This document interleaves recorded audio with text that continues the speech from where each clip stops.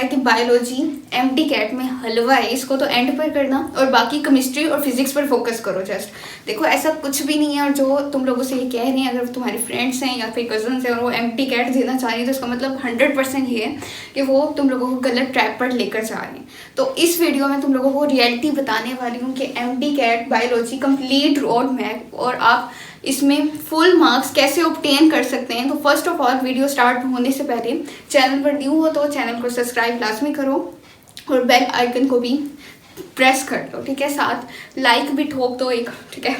और ठीक है, अब हम इसको डिस्कस करते हैं कि एमडी कैट बायोलॉजी में जो है, एक तो फर्स्ट ऑफ ऑल आपका वेटेज कितना होता है एमसीक्यूज़ का, ठीक है। तो यहीं से अंदाज़ा हो जाता है कि एमडी कैट कितनी इंपॉर्टेंट है, बिकॉज इसका जो वेटेज है 45% है, ठीक है। 45% एक ह्यूज वेटेज है, इसकी ह्यूज परसेंटेज है बाकी साइंस सब्जेक्ट्स की निस्बत। सबसे ज़्यादा वेटेज जो है वो बायोलॉजी का है, 45%। तो कौन कैसे कह सकता है कि ये एक हलवा है और इसको एंड पे करना, ठीक है। तो ऐसी चीज़ों को, ऐसी बातों को माइंड से निकाल दो।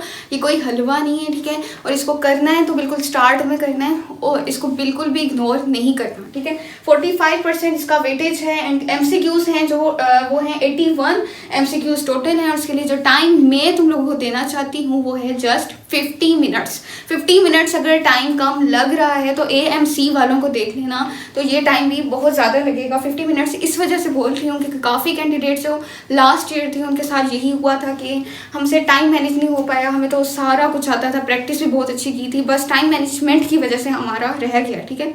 तो कुछ तो बहाने भी करते हैं, मुझे पता है, ठीक है। लेकिन टाइम मैनेजमेंट काफ़ी प्रॉब्लम बन जाती है अक्सर स्टूडेंट्स के लिए। तो अभी से इसकी प्रैक्टिस कम से कम करो, इसको मिनिमाइज करो टाइम को। तो 50 मिनट्स आर इनफ, ठीक है। 50 मिनट्स से ज़्यादा टाइम ना दो।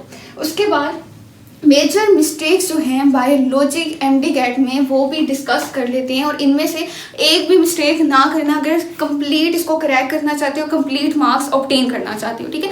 First of all major mistake है not skip even one word, ठीक है। कुछ कैंडिडेट्स को ऐसे लगता है कि अगर हम जस्ट इंपॉर्टेंट चीज़ें कर लें, इसका निचोड़ कर लें, ठीक है। निचोड़ करने से वो तुम्हारे माइंड को निचोड़ कर लेगा लेकिन तुम्हारा कंप्लीट स्कोर नहीं आने वाला, ठीक है।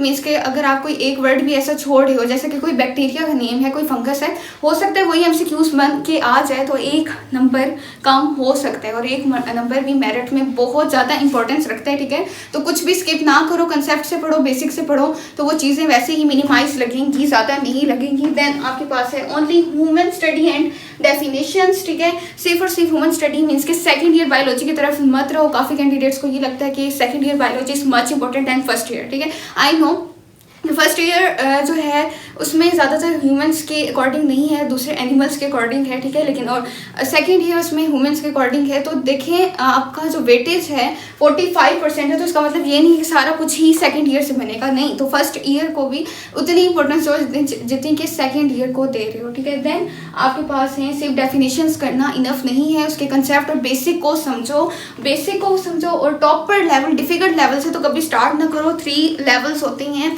एमडी कैट की प्रिपरेशन में, एक तो easy level, then moderate level and difficulty level. और काफ़ी अकेडमीज में और काफ़ी स्टूडेंट्स को ये नहीं पता होता कि हमें इन लेवल्स के अकॉर्डिंग एमडी कैट की प्रिपरेशन करती है, ठीक है। जस्ट वो स्टार्ट कर देते हैं, एक सेशन स्टार्ट किया, उसमें आपकी एक प्रिपरेशन हो गई डिफिकल्टी लेवल से, ठीक है। तो वो कैसे आप डिफिकल्टी लेवल को समझोगे और उसको कैसे आप मतलब कैसे आप उसको हल करोगे जब आपका एक टेस्ट होगा एमडी कैट, तो ये पॉसिबल नहीं होगा एवरेज स्टूडेंट के लिए भी, फेलियर के लिए भी। तो सब स्टूडेंट्स को एक साथ एक फ्लो में लेकर जाने के लिए ये जो लेवल्स हैं ये मैंने बनाए हैं। एक तो इजी लेवल है, then moderate level and difficulty level, ठीक है। तो इन 3 लेवल्स के अकॉर्डिंग स्टडी होगी, इसी चैनल पर होगी, सीरीज़ में होगी। First of all basic level पे स्टडी होगी जिसमें एमडी कैट टॉपिक्स तो तुम लोगों को पता है कि फर्स्ट ईयर और सेकंड ईयर से हैं। और इसके जो टोटल चैप्टर्स हैं वो 16 हैं, ठीक है। टोटल चैप्टर्स कह लो या फिर टोटल टॉपिक्स, ठीक है। चैप्टर्स मैंने उनको नेम दिया है, उनके जो टॉपिक्स हैं उनको मैं पॉइंट्स का नेम दूंगी, ठीक है। तो ये जो है तुम लोगों के 16 चैप्टर्स हैं और हर 16 चैप्टर पर अलग अलग वीडियो मिलेगी, ठीक है। हर शॉर्ट फॉर्म में वीडियो मिलेगी बेसिक पर, ठीक है। बेसिक पर हर चैप्टर की 1 बेसिक शॉर्ट पे वीडियो मिल जाएगी, वो भी लाइव क्लासेस में, ठीक है। तो इसके साथ कनेक्ट रहिए। एंड देन इसको मतलब आप MDCAT complete road map इसको ये तो समझ आ गया होगा कि इसमें क्या कुछ है और क्या कुछ हमने स्किप नहीं करना और क्या कुछ करना है, ठीक है। और ऐसी क्या चीज़ें हैं जिसकी वजह से आपकी फुल मार्क्स आ सकते हैं एमटी कैट में, तो वो है आपकी एक तो डेली प्रैक्टिस, बेसिक लेक्चर्स, ठीक है। डायरेक्ट मॉडरेट लेक्चर भी नहीं लेना और ना ही डिफ़िकल्टी, आपने बेसिक लेक्चर से स्टार्ट करना है, वो भी इसी चैनल में मिल जाएगा सब, ठीक है। तो इस चीज़ के लिए टेंशन लेने की कोई ज़रूरत नहीं है, जस्ट कंसिस्टेंसी मेंटेन रखो कि जो डेली की वीडियो मैं अपलोड कर रही हूँ उसको साथ के साथ कवर अप करते जाओ। ईच एंड एवरीथिंग अगर ये लिख लेते हो ये सारी चीज़ें तो वेल एंड गुड, अगर नहीं तो इसका स्क्रीनशॉट लाजमी अपने पास रखो।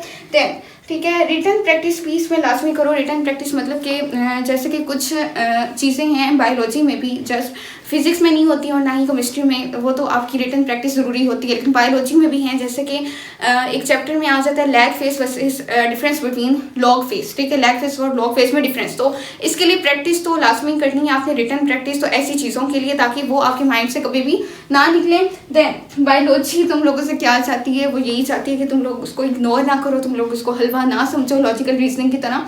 लॉजिकल रीजनिंग अलग चीज़ है, ठीक है, वो फिर कह लो कि वो इजी है, बट बायोलॉजी इसको इतना इजी मत समझो, ठीक है, और ना ही बहुत ज़्यादा डिफिकल्ट समझो, ठीक है। तो इसको एक मॉडरेट लेवल पर रखो और जस्ट कंसिस्टेंसी मेंटेन करो। और इसका जो सिलेबस है वो भी मैं स्क्रीन पर शो कर देती हूँ, इसको देख लो, इसका स्क्रीनशॉट या फिर इसको नोट कर लो, तो वो वेल एंड गुड।